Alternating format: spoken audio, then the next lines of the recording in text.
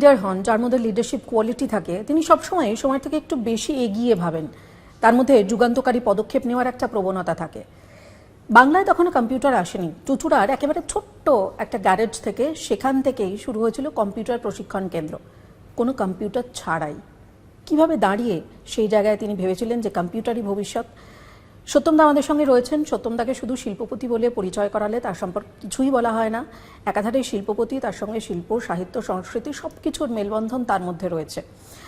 সত্যমদার সাথে কথা বলবো, জেনে নেওয়ার চেষ্টা করব সেই সত্যমদাকে যাকে হয়তো আমি, আপনি, আপনারা কেউই চেনেন না। আসুন কথা বলি। যেটা দিয়ে আমি শুরু করলাম, যে লিডারশিপ কোয়ালিটি যার মধ্যে থাকে, সেই কিন্তু যুগান্তকারী পদক্ষেপ নেওয়ার কথা ভাবতে পারে। সেই সময় দাঁড়িয়ে তখন কিভাবে মনে হয়েছিল যে কম্পিউটারই ভবিষ্যৎ? এটা কিন্তু মনে হয়নি কখনো। তাই একদম ফ্লুক? ট্রাস্ট মি, কোনো মনে হয়নি। জাস্ট তখন আমাদের সময় সবাই কম্পিউটার শেখার তো ব্যাপারই ছিল না। ওই মাধ্যমিক পাশ করে বা হায়ার সেকেন্ডারি পাশ করে ওই টাইপ শেখার একটা প্রবণতা ছিল, টাইপ শিখতে যেত। তো আমার মনে হয়েছিল আমি টাইপ শিখবো না, আরও কিছু কিছু হলে বেটার হয়। তখন কম্পিউটার শব্দটা শুনেছিলাম, যে কম্পিউটার বলে একটা ব্যাপার আছে এবং সেটা হয়তো আসতে পারে, এটা শিখলে হয়তো সুবিধা হবে। তো নিজের শেখার তাগিদ থেকে একটা ইনস্টিটিউশন তৈরি করার পরিকল্পনা, কারণ ইনস্টিটিউশন নেই তো, নিজের শেখার তাগিদ থেকে ইনস্টিটিউশনের শেখার করার পরিকল্পনা, এবং সেখানে 6 জন ছাত্রকে ডেকে নিয়ে, বলতে গেলে কারণ আমি টিউশন করতাম, মানে তাদেরকে নিয়ে একটা গ্রুপ ফর্ম করে সেখানে একজন টিচারকে দিয়ে ওই কম্পিউটার একটা শেখার একটা জায়গা তৈরি হলো। তারপরে মাথায় হলো এটা যদি আমরা, তাই তো অনেকে খোঁজ খবর নিচ্ছে যে কি করে শেখা যায় বা আরও এখানে আমরা শিখতে পারি কিনা। তখন মনে হলো যে অনেকের জন্য শেখানো যেতে পারে আরও, তো তাহলে একটা ইনস্টিটিউশন ফর্ম করে দেখা যায়। তখন একটা ইনস্টিটিউশন ফর্ম হলো, সেটাই হচ্ছে প্রথম computer training centre of Bengal, the institute of computer engineers in the year of 1985। School, college, university সব মিলিয়ে একটা বিশাল কর্মযজ্ঞ, কর্মকাণ্ড। কিন্তু শুধুমাত্র এই কর্মকাণ্ডই তো সব শেষ নয়। কোথাও একটা সামাজিক বিভিন্ন মাধ্যমেও আপনি জড়িত রয়েছেন, সামাজিক বিভিন্ন কাজকর্ম করে চলেছেন। সেক্ষেত্রে টাইম ম্যানেজমেন্টটা কিভাবে করেন? সময়টা আছে, সময় আমার মনে হয় যে ইচ্ছা থাকলেই সময় হয়। ওকে, ইচ্ছাটা হচ্ছে জরুরি, যে আমার কি ইচ্ছা আছে সেটার উপর ডিপেন্ড করে। আমি দেখেছি সময়টা কোনো বাধা হয়ে দাঁড়ায় না, এবং আমি যে সব কিছু নিয়ে খুব বকডাউন থাকি বা আমার সময়ের অভাবে আমি খুব ভুগি বা আমি যে ভীষণভাবে টায়ার্ড ফিল করি, একদমই তা নয়। আমার মনে হয় যে অগাধ সময়, এবং এই অগাধ সময়টা কাজে লাগালে বিভিন্নভাবে লাগানো যায়। আপনার এই যে সুবিশাল সাম্রাজ্য ছড়িয়ে রয়েছে, স্কুল, কলেজ, ইউনিভার্সিটি সব মিলিয়ে সমস্ত স্টুডেন্টদের চোখে আপনি আইকন। একজন লিডারের কি কি ভূমিকা, কি কি কোয়ালিটি থাকা উচিত বলে আপনার মনে হয়? একটু না, মানে একজন লিডারকে প্রথম যেটা কোয়ালিটি থাকা উচিত, যে সবাইকে নিয়ে চলার একটা কোয়ালিটি, সবাইকে নিয়ে চলতে হবে। ওকে, এটা একটা কোয়ালিটি থাকতে হবে। লিডারকে অনেস্ট হতে হবে, হ্যাঁ, লিডারকে সবাইকে সমান চোখে দেখতে হবে, হ্যাঁ, এবং তার ভেতরে কতগুলো ইন্টিগ্রিটি থাকতে হবে, তার ভেতরে একটু আগে মানে দেখার একটা চোখ থাকতে হবে।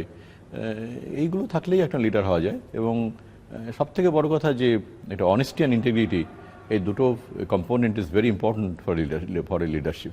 শিক্ষাক্ষেত্রে আপনার এই যে কন্ট্রিবিউশন, আপনি তো ফার্স্ট জেনারেশন যে এই ব্যবসায় এসেছেন, শিক্ষা নিয়ে এই যে ব্যবসা, সেই ব্যবসার ক্ষেত্রে আপনিই প্রথম জেনারেশন। কোথাও কি এটাও তো একটা লিডারশিপ কোয়ালিটি?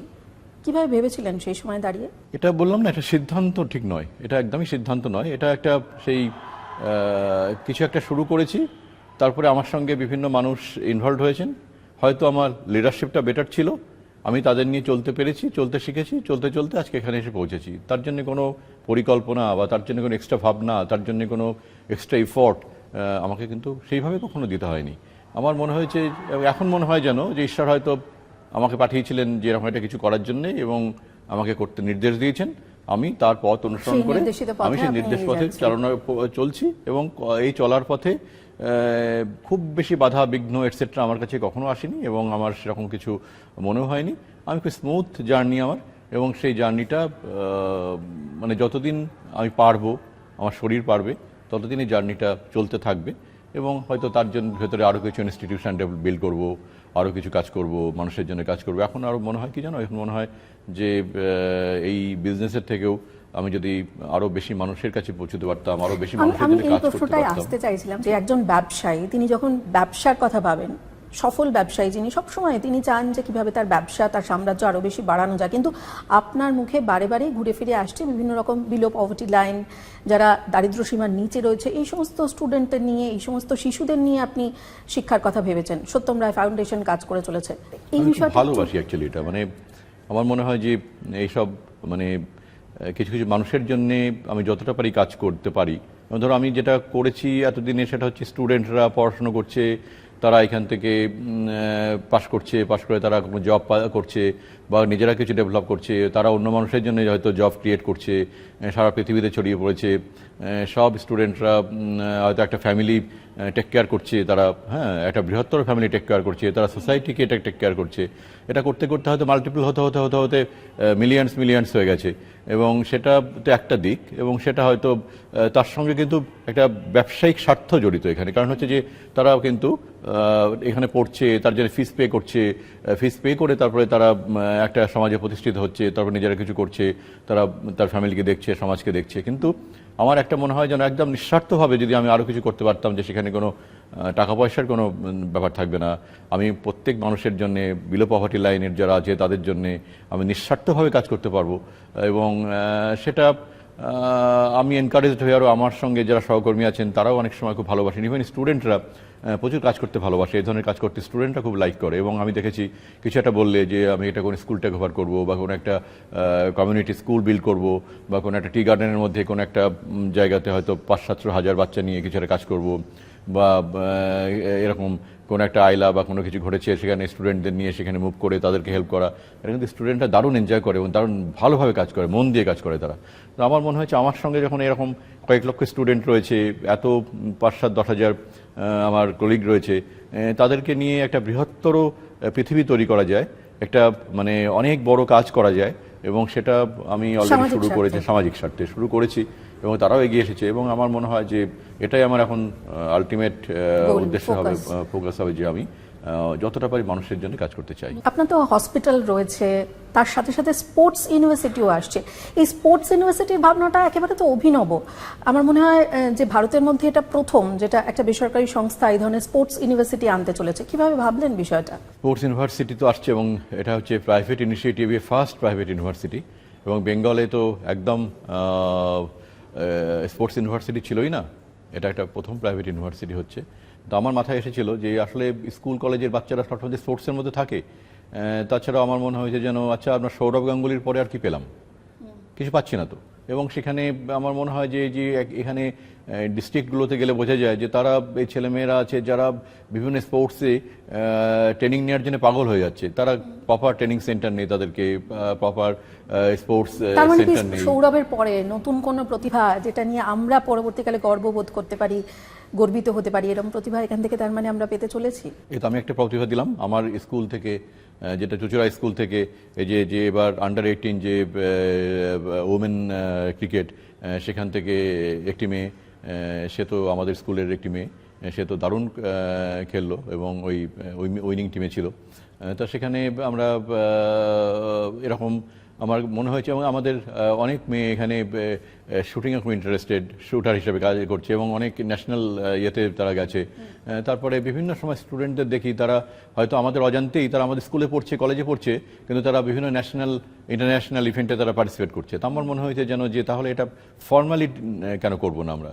তার জন্য আমি এবার গিয়েছিলাম লিডসে গিয়ে লিডস ব্রাকেট ইউনিভার্সিটি, সেখানে ওরা স্পোর্টস নিয়ে দারুণ কাজ করছে, এবং সেখানে প্রতি বছর প্রচুর ওখানকার স্টুডেন্টরা ইন্টারন্যাশনাল গেমসে পার্টিসিপেট করছে, তারা ইয়ে করছে, অ্যাওয়ার্ড পাচ্ছে, তারা মেডেল পাচ্ছে। সেখান থেকে ইন্সপায়ার্ড হলেন? ইন্সপায়ার্ড হলাম, হ্যাঁ। এবং সেখান থেকে তাদের সঙ্গে কথা বললাম এবং দেখলাম যে কমপ্লিটলি অন্য রকম ব্যাপার। এটা মানে না দেখলে বোঝা যাবে না যে কমপ্লিটলি এটা টেকনোলজি ড্রিভেন একটা সিস্টেম। সত্যম, আমি একাই চা খেয়ে যাচ্ছি, টেকনোলজি ড্রিভেন সিস্টেম একটা, সেই সিস্টেমের মধ্যে আমি যদি মনে করলাম যে আমি তাহলে আমাদের স্টেটে আমি একটা এরকম ভাবতে পারি, এবং সেটা আমি মাননীয় মুখ্যমন্ত্রীকে বলার সঙ্গে সঙ্গে উনি ওয়েল অ্যাকসেপ্ট করলেন এটা। এবং আমার ধারণাটা হলো যে আমি যদি আমার নিজের শহর চুচুড়া, যেখান থেকে ওই প্রথম আমার শুরুটা হয়েছিল গ্যারাজে কম্পিউটার ট্রেনিং সেন্টার, তা সেইখানে স্পোর্টস ইউনিভার্সিটির সেট আপ করছি এবং এর সঙ্গে লিঙ্ক থাকবে প্রত্যেকটা আমাদের ডিস্ট্রিক্টের আমার যে ইউনিটগুলো আছে সেখানে, এবং এখানে যেমন একটা স্পোর্টস কমপ্লেক্স তৈরি হবে, প্রত্যেক ডিস্ট্রিক্টে একটা করে স্পোর্টস কমপ্লেক্স তৈরি হবে এবং তার সঙ্গে একটা লিঙ্ক হবে, এবং যাতে সারা বাংলার, প্রথমে বাংলাকে নিয়েই ভাবছি আমি, সারা বাংলার ভালো ভালো ট্যালেন্টেড বাচ্চারা বিভিন্ন ডিস্ট্রিক্টের ওই স্পোর্টস সেন্টারগুলোতে তারা ট্রেনিং করবে। সেখান থেকে যারা আমার ইউনিভার্সিটিতে জয়েন করতে চায় বিভিন্ন আন্ডার গ্রাজুয়েট পোস্ট গ্রাজুয়েট প্রোগ্রামে, তারা সেখানে করতে চায়, এবং ওই ইউনিভার্সিটির সঙ্গে একটা স্কুল থাকছে যেটাতে অনলি যারা ইন্টারেস্টেড ফর স্পোর্টস বাবা মা তাদের বাচ্চাদেরকে সেই স্কুলেই ভর্তি করবে। অর্থাৎ ক্লাস 1 থেকে আমরা জানবো যে এই ছেলে বা মেয়েটি এসছে পড়াশোনা করতে, কিন্তু তাদের আলটিমেট মানে উদ্দেশ্য সাহিত্যে স্পোর্টস। যেরকম তারা হাতে কলমে শিক্ষা পায়, এখানে সাহিত্যের সাথে সাথে মানে হাতে কলমের শিক্ষার সঙ্গে সঙ্গে তার পড়াশোনা সাথে করতে পারছে। হ্যাঁ পুঁথিগত শিক্ষাটাও শিক্ষা পেয়ে পাচ্ছে। যাচ্ছে। এবং সেটা করতে করতে তাদের আমরা বিভিন্ন জায়গা থেকে ট্রেনার আনবো, অনেকগুলো ইভেন্টে আমরা তাদেরকে কন্টিনিউয়াস ট্রেনিং করিয়ে যাব, ডিস্ট্রিক্ট থেকে ছেলে মেয়েদেরকে ট্রেনিং করাবো, তারা যারা ভালো করবে তারা সেন্ট্রালে নিয়ে আসবো তাদেরকে আমরা। এই করতে করতে আমার লক্ষ্য যে আগামী 10 বছর একটা পরিকল্পনা যদি করতে পারি, তাহলে ডেফিনেটলি আমাদের বাংলা থেকে বেশ কিছু ছেলে মেয়েকে আমি ইন্টারন্যাশনাল ইভেন্টগুলোতে পার্টিসিপেট করাতে পারবো এবং ডেফিনেটলি তারা উইন করবে বলে আমি আশা রাখি। Wish you all the very best. সত্যমদা, দেখা যায় বারবারই ঘুরে ফিরে আপনার যে কোনো কর্মকাণ্ডে জেলার একটা প্রায়োরিটি সবসময় লক্ষ্য করা যায়। সেটা কি আপনি নিজে যেহেতু চুঁচুড়ার মতন একটা জায়গা থেকে উঠে এসেছেন সেই কারণে? ডিস্ট্রিক্টে তো ভালো কিছু নেই। আমি ধরো সিবিএসসি স্কুল করেছি, যেখানে সিবিএসসি স্কুল ছিল না, সিবিএসসি বোর্ড স্কুল ছিল না, যেন ফালাকাটা। লোকে ভাবতেই পারবে না ফালাকাটাতে একটা ওরকম একটা ইনফ্রাস্ট্রাকচার করে আর সিবিএসসি বোর্ড স্কুল খুলবে কেউ সাহস করে, এটা খুলতেই পারেনি। আমি গিয়ে খুলেছি ফালাকাটাতে, আলিপুরদুয়ারে, রায়গঞ্জে, বালুরঘাটে, তোমার ইয়েতে কোচবিহারে, বিভিন্ন জায়গাতে, নবদ্বীপে, বিভিন্ন জায়গাতে, এবং যেখানে আমাকে মানুষ ডাকেন, যেখানে তারা বলেন, আমাকে হয়তো একজন মানুষ, আমি কোথাও গেছি দেখা হয়েছে, আচ্ছা আমার এখানে না জানেন তো আমাদের এই পোর্টাল ব্যাপারটাতে কোথাও সিবিএসসি স্কুল নেই, বা কোথাও ইঞ্জিনিয়ারিং কলেজে নেই, বা কোথাও ম্যানেজমেন্ট কলেজে নেই, বা বিএড কলেজে নেই, আরে দেখুন না ওখানে। আমি সঙ্গে সঙ্গে কিন্তু ওইটাকে আমি নোট করি এবং করে বলে, আচ্ছা দেখুন তো চলুন ওখানে অনেক এরা বলছে যে এটা কিছু করতে, এবং আমি সাকসেসফুল কিন্তু সেখানে। এবং এই নয় যে আমি ওখানে করলাম বা সেখানে চলছে না বা সেরকম কিছু নয়, এটা ভগবানের অসীম আশীর্বাদ। আমি যেখানেই যা করেছি সেখানে স্টুডেন্ট কিন্তু কমপ্লিট ভর্তি হয়েছে, এবং সেখানে কিন্তু মানে স্কুলগুলোকে দেখলেই বোঝা যাবে কোথাও 2000, 5000, 3000, 4000 বাচ্চা স্কুল কলেজগুলোতে পড়ছে, এবং সেখানে মানে আমার মনে হয় যে না সত্যি একটা কিছু করতে পারলাম। কলকাতায় তো সবাই করতে পারে, না করার কি আছে, কলকাতায় যে কোনো কিছু করলেই স্কুলে কলেজে ইউনিভার্সিটিতে লাইন দিয়ে স্টুডেন্ট আসবে, কিন্তু একটা ডিস্ট্রিক্টে যদি প্রপার কিছু করা যায় এবং সেখানে যদি চ্যালেঞ্জ তো বটে, চ্যালেঞ্জ, এবং সত্যিই মানুষের জন্য হেল্প করা হলো। এটা একটা সিবিএসসি বোর্ড স্কুল নেই, যেমন শিলিগুড়িতে আমি দেখলাম নর্থ বেঙ্গলে এন্টায়ার নর্থ বেঙ্গলে কোনো জায়গা মেয়েদের জন্য সিবিএসসি বোর্ড স্কুল নেই। অনেক আমাকে বাবা মা বলেন যে আমাদের একটা, আপনি মেয়েদের জন্য স্কুল কেন করছেন না, অনলি মেয়েদের জন্য, কিন্তু আমি তো এটা বিলিভ করি না। কেন, ছেলে মেয়ে আলাদা কিসের, একসঙ্গে পড়াশোনা করবে। কিন্তু অনেক বাবা মা চান যে না মেয়েরা একটু আলাদা পড়াশোনা করুক, তার মেয়েরা, এটা হয়তো অনেক কনজারভেটিভ ফ্যামিলি থেকে বলেন বা কিছু করেন, কিন্তু আমি সেই জন্য শিলিগুড়িতে একটি রেসিডেন্সিয়াল সিবিএসসি বোর্ডের মেয়েদের স্কুলে বছরে চালু করেছি, এবং সেটাতে মানে এত প্রথম থেকেই এত বেশি এত রেসপন্স আসছে যে, এবং আজকে শুধু আমাদের স্টেট থেকে না, অন্যান্য স্টেট থেকে বাচ্চাদেরকে হোস্টেলে রাখার জন্য তারা বলছেন। চুঁচুড়ার ঠিক যে জায়গাটায় কম্পিউটার ট্রেনিং সেন্টারটা খুলেছিলেন, জায়গাটা এখনো রেখে দিয়েছেন? আছে জায়গাটা? হ্যাঁ আছে তো, স্মৃতি বিজড়িত জায়গা আছে তো, সেটা আছে, এবং সেটা আমি তো ওখান থেকে যাতায়াত পথে আমি দেখি, ঘাড় ঘুরিয়ে দেখি যে ওই জায়গাটাই প্রথম অনেকে দেখায় যে আমার এখানে প্রথম কম্পিউটার ট্রেনিং সেন্টার। জায়গাটা রেখে দিয়েছেন? আমার তো জায়গা নয়, জায়গাটা অন্যের রেন্টেড জায়গা ছিল, হ্যাঁ তারা হয়তো ওখানে থাকছে। তা আমি আর তখন আমাদের অত টাকা কোথায় যে গাড়ি কিনবো, গাড়ি তো ছিল না, বা আমাদের ফ্যামিলির কারো গাড়ি ছিল না, গ্যারেজটা অন্যের গ্যারেজ রেন্ট করতে হয়েছিল।